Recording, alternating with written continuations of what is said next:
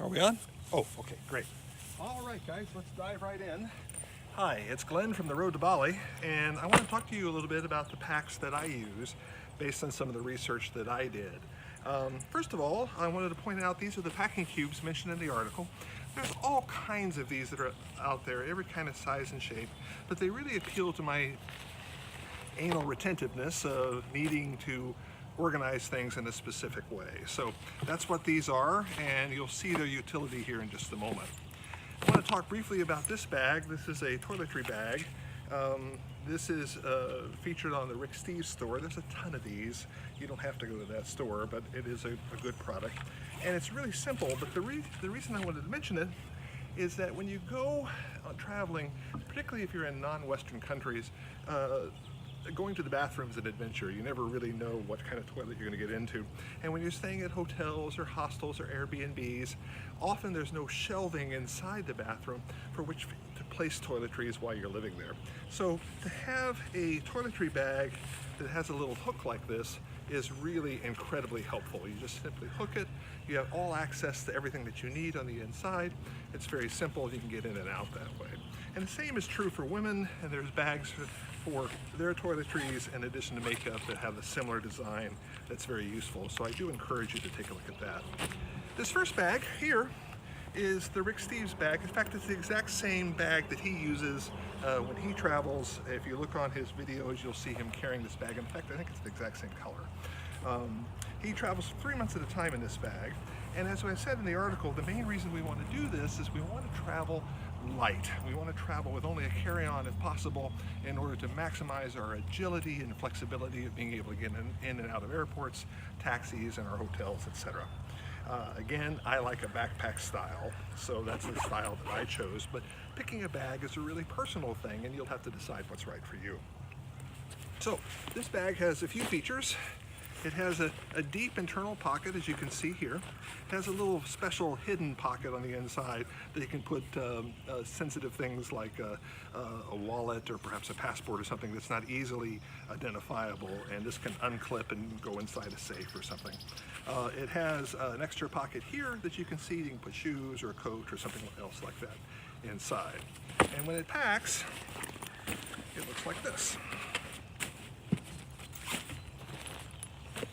And I think now, just in this short demo here, you can see the utility of packing cubes, of just how quickly you can pack and be on your way.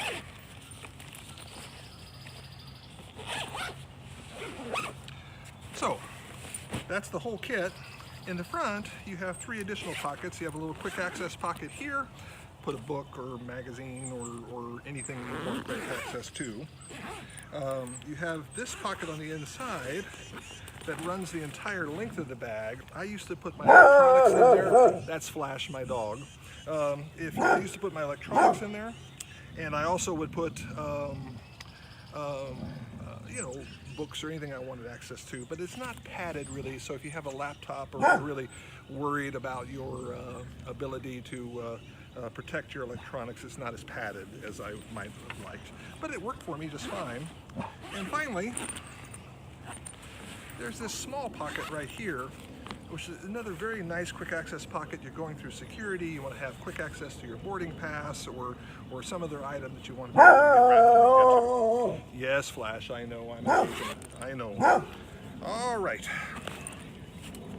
So, on the back of this pack, you will see that it has an ability to have these straps come out and attach right here, and a little waist pocket as well, so you can use it in a backpack style.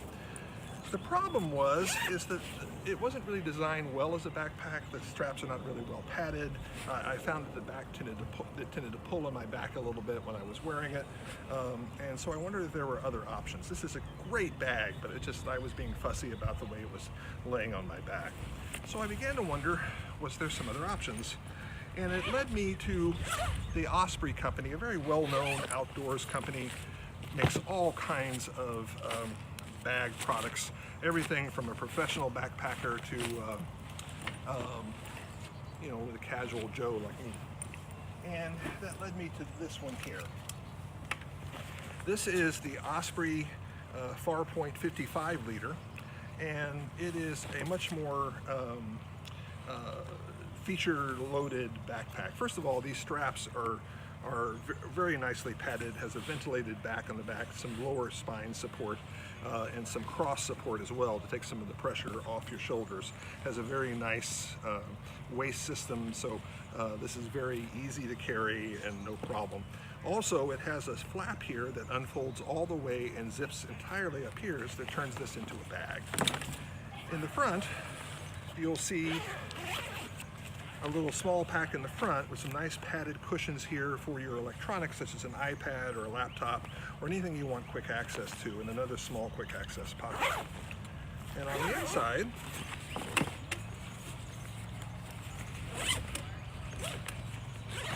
has a nice deep internal bay on the inside with compression straps, a nice netted area here that you can put like dirty clothes or perhaps shoes or something along that line. And it packs very easily, and it can carry more gear than the Rick Steves bag. You can see here, even with a small thing, there's a room for a lot more gear available here. We're filming this on a Saturday, so you can hear my neighbors mowing their lawn periodically, so that's what the sound is in the background. So this is the killer feature of this bag. This little area here on the front unzips and becomes a day pack, like so.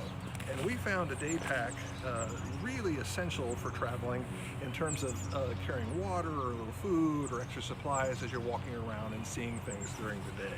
This became a must-have feature, so it was really good. But when you remove the day pack, you begin to see one of the problems with the bag. And that problem is that the bag is long. As you can see here, it's a longer bag, even if the straps are put away.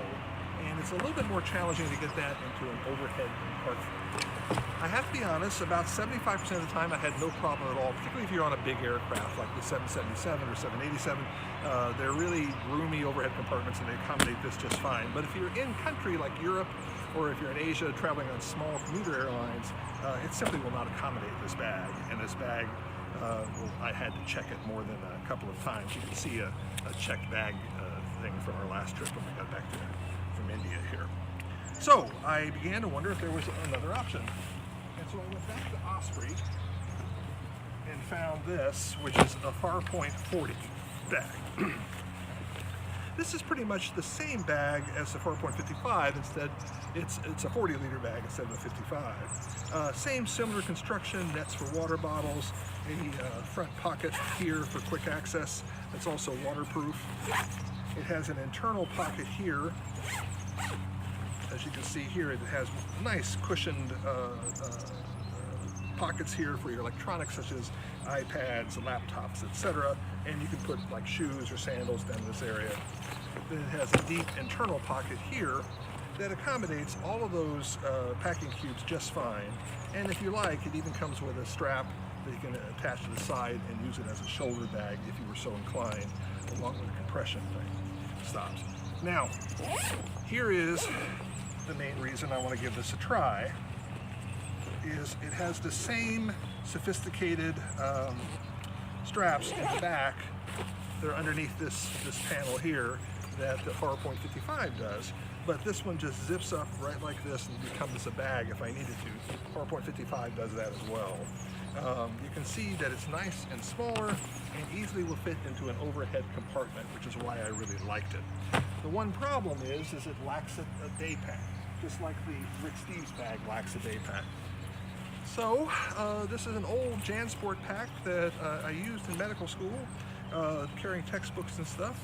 You find these at Walmart, you find these everywhere, and it compresses really nice and flat, and I would use that on the interior as my day pack and then take that out.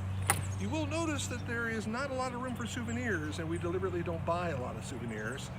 There's just simply not a lot of room for them. But if we're on a trip and we find something that we just must have, we typically will buy a cheap bag and have that shipped back as an extra bag if we need it. Finally, these are all at different price points. Some of these are a little bit more expensive than others. There's such a variety out there for you to choose from. You have to decide what style that you particularly like to do in order to travel in the way that you're most comfortable. But this is what I do, and I wanted to share that with you, and I hope it's helpful. I'll see you out there on the road to Bali. Bye-bye.